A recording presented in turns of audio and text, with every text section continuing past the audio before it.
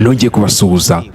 Mu mateka y'umuziki nyafurika hari amwe mu mazina yakomeje kwibuka kubera uruhare rukomeye bagize mu guteza imbere umuziki no kugeza ku rwego mpuzamahanga. Mtukudzi aza mu ba mbere bagaragaje uwo murage mu buryo bwihariye. Yari umuhanzi wubatse izina rishingiye ku buhanga, ubunyamwuga n'ubutumwa bwimbitse bwavugaga ku buzima busanzwe bw'abantu. Byumvikana ko mu rugendo rw'ubuzima twese nk'abantu uko turiho twavutse umunsi umwe kandi hari n'undi uza w'iherezo ryacu. Gusa kuva umuntu akivuka aba atangiye kwandika urugendo rw'amateka ye.